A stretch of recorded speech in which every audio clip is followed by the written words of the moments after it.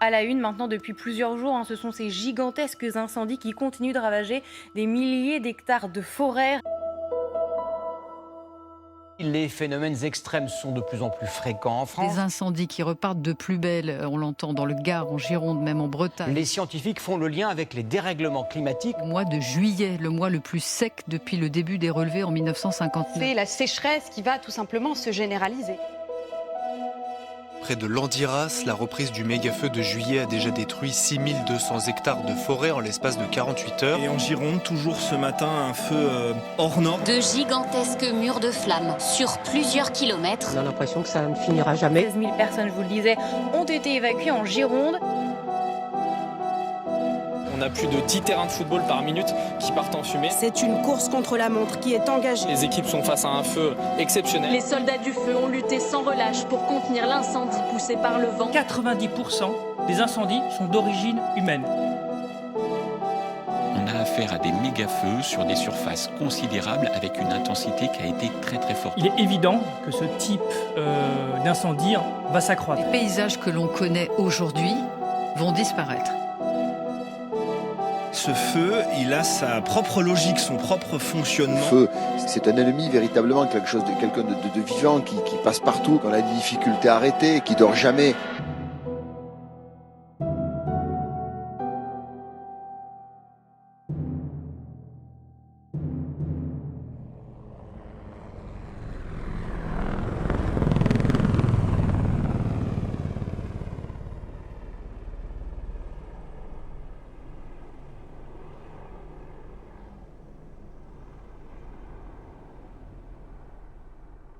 Pour me présenter, donc moi je suis le lieutenant Collet Sébastien, j'ai 40 ans, je suis entré pompier à l'âge de 19 ans. Avant l'été 2022, j'ai donc suivi une formation pour être chef d'agrès des CCF.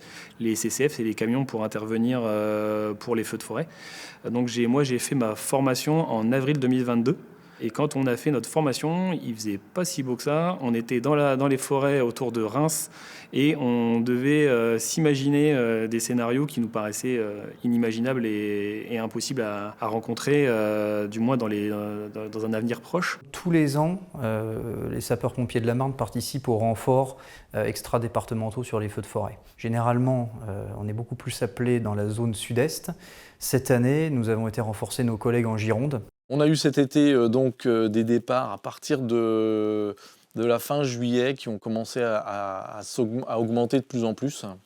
Et ce qui a fait que nous avons eu aussi des difficultés logistiques d'approvisionnement. Le feu sur Landiras avait déjà démarré et prenait une ampleur exceptionnelle.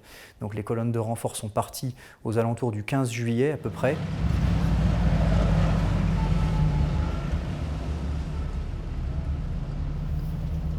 Fait record en fait pour nous ici au niveau de la logistique, c'est une quantité de 50 pompiers au départ extra-départementaux.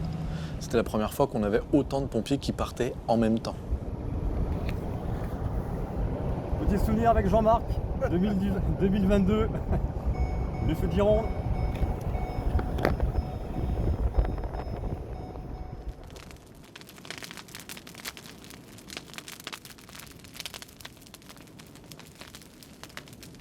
On est à l'avant-droite, on va essayer de réduire légèrement l'avant-droite pour faciliter la ligne d'appui.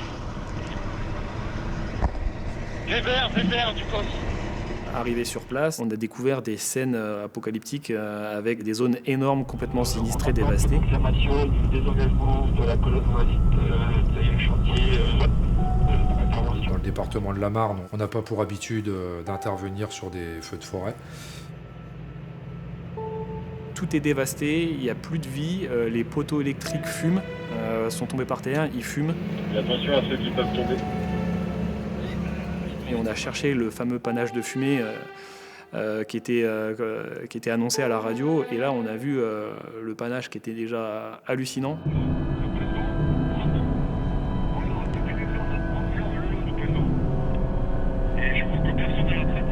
Et on a regardé ce panache-là en étant tous bouche bée, en se disant mais là c'est déjà énorme en fait. Et en veillant la radio, on s'est rendu compte que le feu passait rapidement de 5, 10, 20, 50 hectares. Ça allait très très vite. 30 et 24 Paris.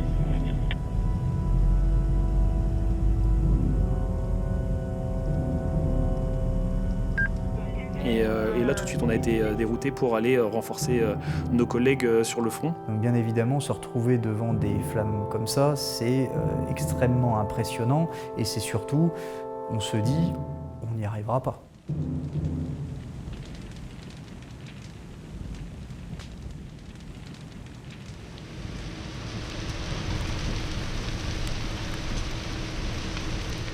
On est arrivé, on a vu des tuyaux de pompiers en feu sur la route, des lances abandonnées, du matériel pompier abandonné. Et là, on a compris qu'il y avait eu potentiellement déjà un accident. Allez, vite, vite, vite! Faut partir, faut partir!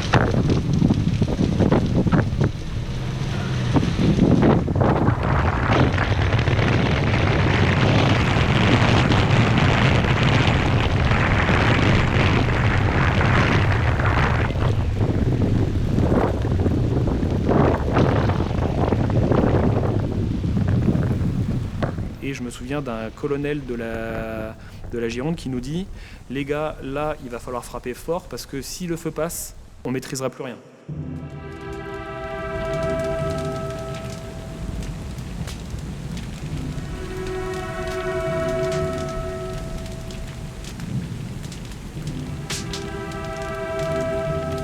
Le 31, immédiatement vous quittez la zone.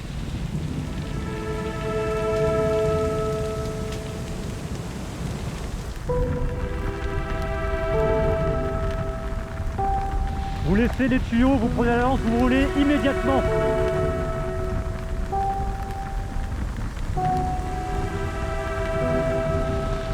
J'ai plus de radio.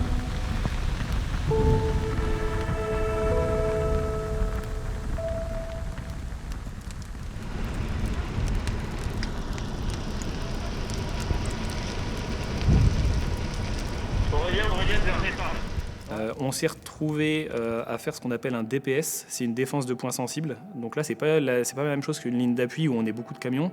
Un DPS, on vous demande de défendre une villa, par exemple. Donc là, en l'occurrence, une villa qui était positionnée sur une colline. Et en un quart d'heure de temps, le feu a enroulé la base de la colline. On a pu apercevoir des tornades de feu au pied de la colline, avec un bruit absolument impressionnant. Et le feu, là, il remontait la colline. Nous, on était piégés en haut de la colline. On demandait à ce moment-là, en urgence, des renforts aériens pour faire des largages de sécurité sur nous, sauf qu'il n'y en avait pas. Donc à ce moment-là, je vais voir les gars qui étaient en train d'essayer de défendre la maison parce que le feu avait déjà impacté un chalet d'environ 70-80 mètres carrés qui était entièrement embrasé. Là, je me souviens voir les flammes du chalet qui sont horizontales. Tellement on est au milieu d'une tempête en fait, générée par le feu. Les flammes étaient horizontales, la maison était menacée, il y avait une dépendance de la maison qui était déjà en feu et les collègues essayaient de l'éteindre.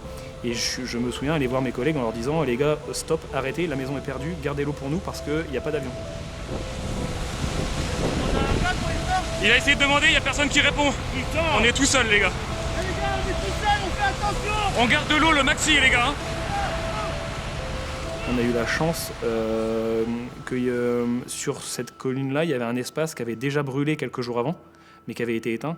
Et on s'est réfugié sur la zone de brûlé. Et ce qui nous a, on va dire, sauvé sur ce coup-là, c'est qu'il y avait ça avait déjà brûlé quelques jours avant, quoi.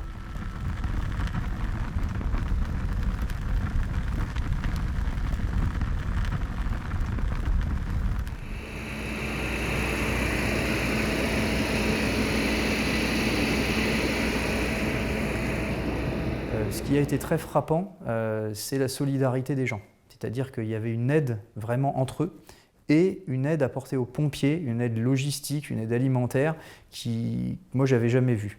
Des gymnases complets de bénévoles, de nourriture, de produits de première nécessité. On avait trop à manger. Les villages, il y avait des gens qui avaient accroché des draps sur leur grillage avec les enfants qui avaient fait des dessins pour nous encourager, pour nous remercier d'avoir sauvé leur maison, etc. Donc c'était des choses quand même assez fortes. Même des gens qui réussissaient à passer les cordons de gendarmerie pour nous amener à manger et à boire. Ça a été très très impressionnant.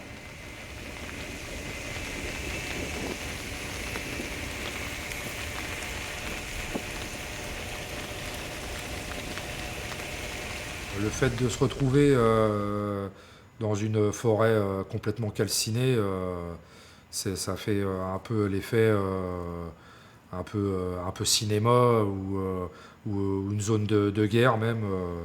Voilà, c'est des arbres qui sont coupés, qui sont tombés, c'est noir. En tout, ce sont presque 25 000 hectares qui ont brûlé en Gironde, sur les 72 000 qui ont brûlé dans la France en 2022. Voilà, les infos montrent des choses, mais nous on voit beaucoup de choses et beaucoup d'animaux ont péri. Et voilà, donc un petit geste peut sauver beaucoup d'arbres et beaucoup d'animaux. Les conditions météo actuelles montrent que là, on est déjà dans une sécheresse exceptionnelle en plein hiver, ce qui pourrait effectivement être inquiétant. Les prochaines années risquent d'être effectivement critiques. Maintenant, au-delà de l'évolution du climat qui est perturbante, moi je pense que là où il y a un gros travail à faire, c'est la culture de l'humain, où chacun doit être responsable de ses actes. Ça a forcément un impact, tous ces incendies gigantesques. On va vers ce type de feu de manière beaucoup plus fréquente. On va s'y préparer, on s'y prépare. Ça va très vite, mais la qualité première des sapeurs-pompiers, c'est quand même de savoir s'adapter en permanence. C'est ce qu'on va essayer de faire, c'est ce qu'on va faire pour essayer de lutter contre ces feux, de lutter contre ces catastrophes et pouvoir assister toute la population sur ce type d'événement.